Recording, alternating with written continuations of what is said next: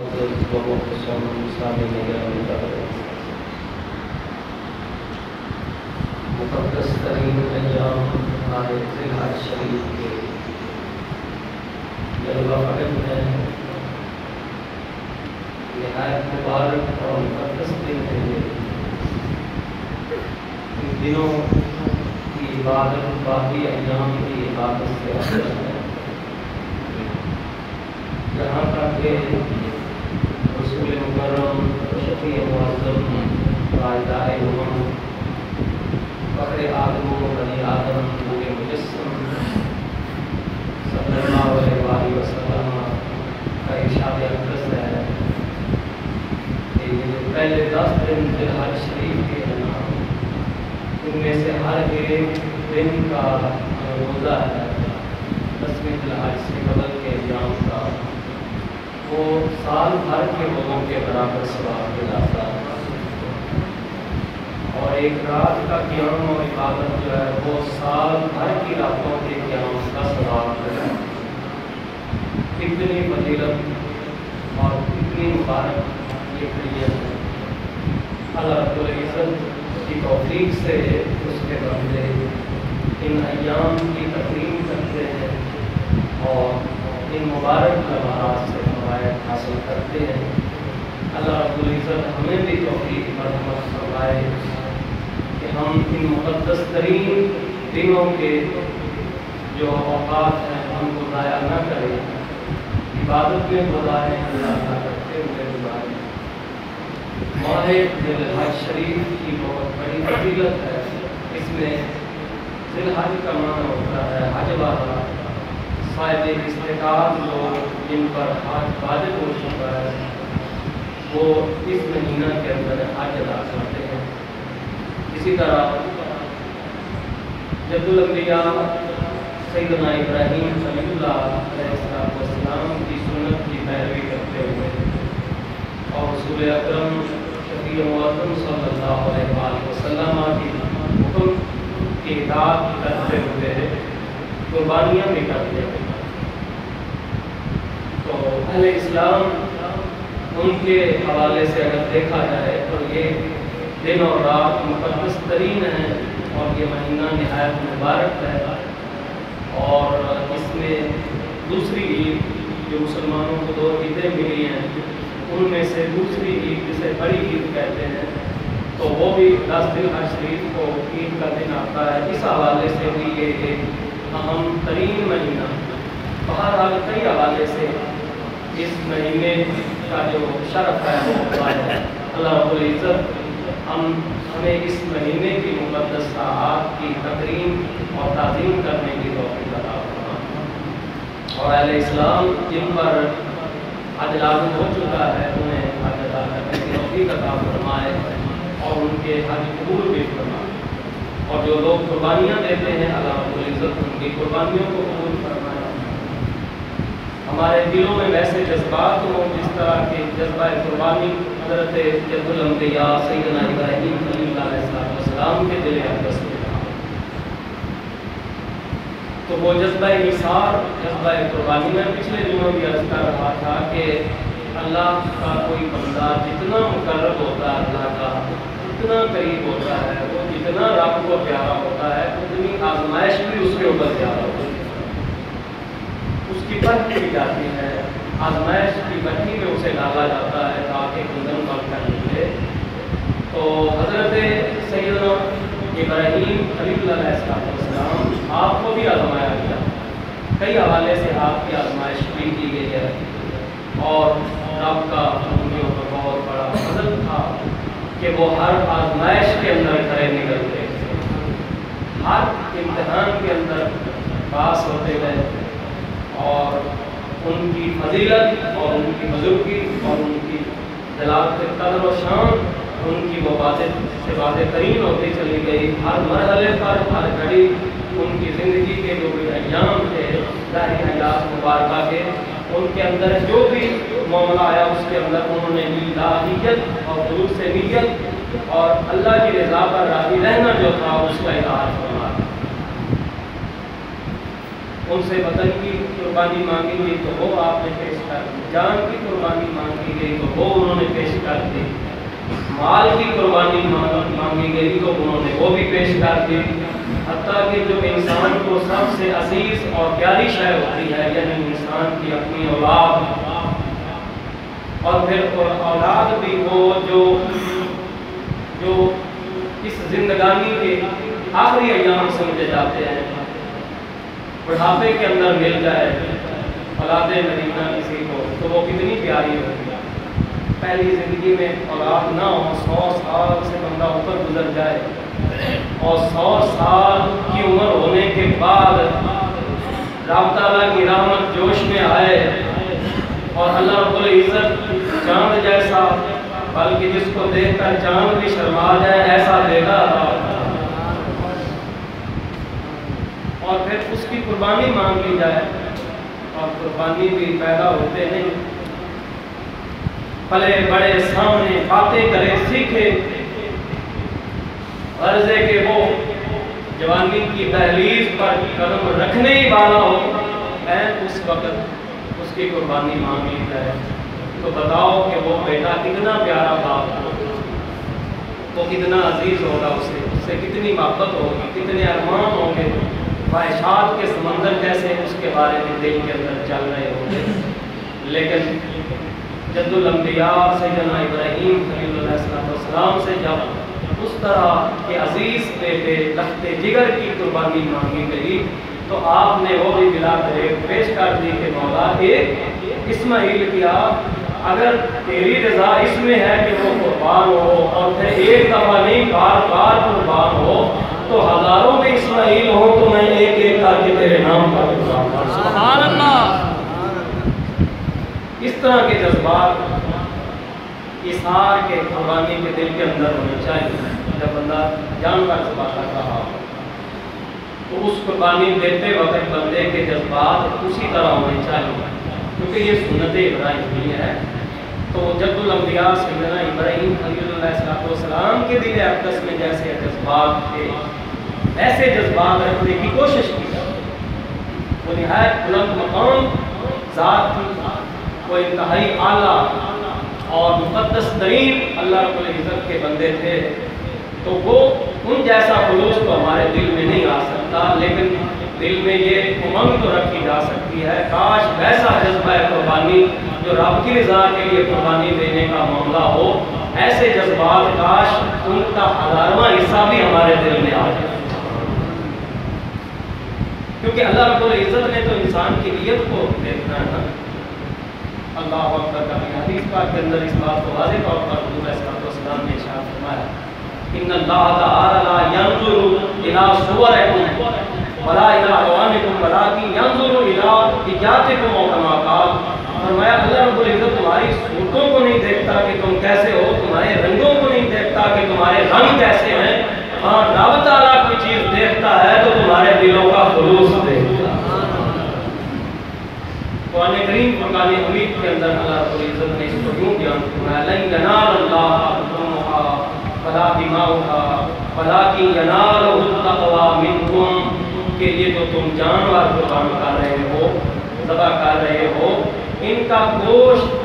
ہڈیاں خون کوئی بھی شے رب تعالیٰ تک نہیں پہنچتی، ہاں جو چیز وہ قبول فرماتا ہے وہ کیا ہے، وَلَٰكِن يَنَالُهُ التَّقْوَىٰ مِنكُمْ، جو تمہارے دلوں کی پرہیزگاری ہے، خلوص نیت ہے، اخلاص ہے، جذبہ اظہار ہے، رب وہ قبول فرماتا ہے۔ اللہ کرے ہمارے دلوں میں ایسے جذبات آئیں اور ہم اللہ کی رضا کے لیے یہ سب کچھ کریں۔ گوشت تو لوگ کھاتے ہی رہتے ہیں، ملتا ہے، آج یہ نہیں ہے کہ لوگوں کو کھانے کے لیے گوشت نہیں ملتا، بافر مقدار میں ملتا ہے، ساری لوگ کھاتے رہتے ہیں، ہر طرح کا گوشت کھاتے ہیں جو حلال اللہ رب العزت نے ان کے لیے پیدا فرمایا ہے۔ تو اہل اسلام کو آج یہ نہیں ہے کہ ان کے پاس کھانے کے لیے کچھ نہیں ہے، بہت کچھ ہے اللہ کا دیا ہوا، اور انسان پر تو ویسے ہی اللہ رب العزت کا بہت کرم ہے، فرمایا وَإِن تَعُدُّوا نِعْمَتَ اللَّهِ لَا تُحْصُوهَا، کہ اگر تم رب کی نعمتوں کو شمار کرنا چاہو تو زندگیاں تو ختم ہو سکتی ہیں، لیکن تم رب کی نعمتوں کو شمار نہیں کر سکتے، نہیں گن سکتے کہ رب کے انعامات کتنے۔ تو بہرحال گوشت کھانے کی نیت سے قربانی نہ کی جائے۔ نیت میں فطور آ جاتا ہے جب خدا نہ خواستہ تو پھر وہ جو عمل ہے وہ رائے گا ہوگا، عمل کا ثواب نہیں رہتا۔ تو یہ عمل قربانی جو ہے اس کے اندر بھی خالص نیت ہونی چاہیے، ورنہ صرف گوشت ہی بچے گا۔ اسی طرح دکھاوا ریاکاری بھی نہیں ہونی چاہیے۔ میں کوئی ایسا جانور لے کر آؤں کہ جسے روانہ دیکھ کر دنگ رہ جاتا ہو، فلاں صاف اور ستھرا ہے، تو یہ فلاں سی چیز جو ہے نا وہ قربانی کے لیے نہیں، چاہے بڑے سے بڑا اور خوبصورت ترین جانور لائے، لیکن نیت یہ ہونی چاہیے کہ جتنا زیادہ میں مال ادھر صرف کروں گا، جتنے بڑے مال کی میں قربانی دوں گا، میرا رب اتنا ہی مجھ سے راضی ہے۔ تو دکھاوے کی اس کی نیت بھی نہیں ہونی چاہیے، اخلاص کا پیرا ہوتا ہے، ریاکاری سے بندہ پاک۔ حدیث پاک میں ان چیزوں کو بڑی وضاحت کے ساتھ حضور علیہ السلام نے بیان فرمایا ہے کہ جو پڑھنے والے ہیں قرآن کے، حج کرنے والے، اسی طرح نمازی حضرات اور اس طرح اہل علم، سب جب اللہ کے حضور حاضر ہوں گے تو لائن میں جب انہیں کھڑا کیا جائے گا تو پوچھا جائے گا شہیدوں سے شہادت کے بارے میں، وہ کہیں گے ہم نے تیری رضا کے لیے شہادت کی تھی، حاصل کی تھی، اور ہم نے یہ قربانی تیری رضا کے لیے پیش کی تھی۔ تو فرمایا جائے گا ایسا نہیں، بلکہ تو نے تو اپنی جوانمردی اور شجاعت اور بہادری کے چرچے کرنے کے لیے اور لوگوں کے اندر مشہور اور معروف ہونے کے لیے کہ فلاں اتنا بہادر ہے، تو نے جنگ کی تھی، تو نے تیری رضا کے لیے جنگ کی، واضح طور پر کہہ دیا جاتا ہے۔ اسی طرح کوئی ریاکار اہل علم میں سے ہے تو اسے بھی کہہ دیا جائے گا کہ تو نے تو دین کی خدمت نہ کی تھی، بلکہ تیرا پروگرام یہ تھا کہ پوری دنیا میں تجھے شہرت مل جائے، مال و دولت تجھے حاصل ہو جائے، تو شہرت بھی تجھے مل گئی، مال و دولت بھی مل گیا، آج اللہ کے حضور تجھ سے ثواب نہیں ملے گا، وہ جو تو چاہتا تھا وہ دنیا میں تجھے مل گیا۔ اسی طرح ریاکار حاجی جو ہے انہیں بھی ہٹا دیا جائے گا، ثواب سے ان کی جولی خالی رہے گی۔ ریاکار نمازیوں کو بھگا دیا جائے گا۔ تو بالکل واضح ہے ریاکار قربانیاں کرنے والوں کو بھی ثواب سے خالی کیا جائے، حقیقت یہ ہے۔ ہاں، ثواب اور نیکیوں سے ہمارے دامن کب پر ہوں گے، اور ہم اپنے دامنوں کو نیکیوں سے کب پر کریں گے جب صرف اور صرف قربانی کرتے وقت ہمارے جذبات ویسے ہوں جیسے کہ جد الانبیاء سیدنا ابراہیم خلیل اللہ علیہ السلام کے دل میں۔ اللہ اکبر، انہوں نے بیٹے کی قربانی کی تھی۔ ہم سے بیٹوں کی قربانی تو نہیں مانگی جا رہی، اللہ کا حکم ہمیں یہ نہیں ہے کہ اپنے بیٹے قربان کرو، انہیں حکم تھا تو وہ تو تیار ہو گئے، اللہ اکبر کبیرہ، لیکن ہمیں اپنے بیٹوں کی قربانی دینے کا آرڈر شرع شریف کی جانب سے نہیں ہے۔ اللہ تعالیٰ نے ہمیں یہ حکم نہیں دیا ہے کہ اپنے بیٹے قربان کرو، ہمیں تو سنت ابراہیمی کے مطابق جو انہوں نے قربان کر دیا تھا، جانور تھا جنت سے لایا گیا میٹھا تھا، تو ہمیں بھی جانور قربان کرنے کا حکم ہے، لیکن پہلے مانگی ان سے جو مانگی گئی چیز تھی وہ کیا تھی؟ وہ تو بیٹے کی قربانی۔ تو آپ تو اسے لٹا چکے تھے، ہاتھ پاؤں باندھ دیے تھے، اپنی آنکھوں پر پٹی بھی باندھ لی، اور یہ مشورہ تھا حضرت سیدنا ذبیح اللہ اسماعیل علیہ السلام کہ ابا جان، رب تعالیٰ نے قربانی مانگی ہے اور وہ بھی آپ کے لگتے جگر کی بیٹے کی، تو باپ کو بیٹے سے محبت ہوتی ہے، اور شفقت پدری جو ہے کہیں حائل نہ ہو جائے، اس لیے اپنے آنکھوں پر پٹی باندھ لینا کہ کہیں ایسا نہ ہو کہ شفقت پدری جو ہے وہ حائل ہونا چاہے، تو اس لیے اپنی آنکھوں پر پٹی باندھ دے اور پھر چھری چلا دے، میں تیار ہوں قربان ہوں، یا ابت افعل ما تؤمر ستجدنی انشاءاللہ من الصابرین۔ جب ابراہیم علیہ السلام نے ان سے کہا نا کہ یہ تو ایک بہانہ تھا کہ مجھے دعوت پر لے جا رہے ہیں، دراصل دعوت جو ہے وہ یہ ہے کہ انی ارا فی المنام انی اذبح فانظر ماذا ترى، میں نے خواب میں یہ دیکھا ہے، اور انبیاء کا جو خواب ہوتا ہے وہ یہ الہی ہوتا ہے، یعنی مجھے رب کا حکم ہے کہ میں تیری قربانی پیش کروں اور مجھے رائے خدا میں جا کر کے ذبح کر دوں اور تیری قربانی پیش کر دوں، فانظر ماذا ترى، اب تیرا مشورہ کیا ہے۔ حضرت اسماعیل ذبیح علیہ السلام نے اپنے ابا جان کو اس وقت یہ کہا کہ یا ابت افعل ما تؤمر ستجدنی ان شاء اللہ من الصابرین، کہ اے میرے ابا جان آپ وہی کچھ کیجئے جو آپ کو حکم ہوگا، میں اللہ کے حکم کے آگے رکاوٹ نہیں بنوں گا، میں یہاں سے بھاگنے کی کوشش نہیں کروں گا، میں چھٹکارا پانے کے لیے کوئی سعی نہیں کروں گا، میں یہ نہ چاہوں گا کہ میری قربانی نہ ہو، میرا گلا نہ کٹے، میرے رب کا جب حکم ہے، رب تعالیٰ کا حکم ہے کہ مجھے ذبح کیا جائے، قربان کیا جائے، تو یا ابت افعل، اے میرے ابا جان آپ کر گزریے ما تؤمر، وہی کچھ جس کا آپ کو حکم دیا گیا ہے، ستجدنی ان شاء اللہ من الصابرین، یقیناً آپ مجھے صبر کرنے والوں میں سے پائیں۔ باپ وہ ہے جو قربانی دینے کے لیے تیار ہے، بیٹا وہ ہے جو قربان ہونے کے لیے تیار ہے۔ اللہ اکبر، یہ فیضان نظر تھا یا کہ مکتب کی کرامت تھی، یہ فیضان نظر تھا یا کہ مکتب کی کرامت تھی، سکھائے کس نے تھے اسماعیل کو آداب حزن دی۔ باپ کہہ رہے تجھے ذبح کرنے کے لیے لے جا رہے، اور بیٹا اللہ اکبر، وہ کہتا ہے کوئی بات نہیں، آپ چھری چلائیں میں تیار ہوں، قربانی پیش کر دی، قربان جائے۔ کیسے ہوتے ہیں اللہ کے انبیاء علیہ السلام کہ رب تعالیٰ کی رضا کے کیسے جذبات ان کے دلوں میں ٹھاٹھے مارتے ہیں۔ تو یہ سنت ابراہیمی، اس کے پیچھے یہ سب آپ نے یاد رکھنا، جب جانور لے کر آئے حضور علیہ السلام کا حکم بھی ہے، اور یہ سارا معاملہ کہ ہم سنت ابراہیمی ادا کر رہے ہیں، اس میں بھی ہمیں حکم ملتا ہے اس میں سے کہ ہم وہ جانور کس طرح محبت سے لائیں قربان گاہ کی طرف، جیسے کہ اپنی اولاد کو لائیں، ان کے چارے اور پانی کا اس طرح خیال رکھیں، خود اس کی خدمت کریں، جس طرح کہ ایک شفیق باپ اپنی اولاد کو پرورش دیتا ہے، پالتا پوستا ہے، محبت کے ساتھ کیسے جذبات ہوتے ہیں۔ تو وہ جو جانور تم قربان کرنے کے لیے لا رہے ہو، پیش کر رہے ہو، تو پھر اس کی خدمت کے اندر بھی ویسے جذبات ہونے چاہیے، اور دل میں یہ ارادہ ہونا چاہیے، یہ جذبات ہونے چاہیے کہ یہ تو جانور ہے، اگر ہمارا رب ہم سے مانگتا تو اپنی اولاد کی بھی قربانی دے، یہ جذبات ہونے چاہیے۔ بہرحال اس ماہ مقدس کی 10 تاریخ کو بڑی عید کا دن ہوتا ہے مسلمانوں کے لیے، اس میں جانور ذبح کیے جاتے ہیں، اور وہ سنت ابراہیم۔ اللہ رب العزت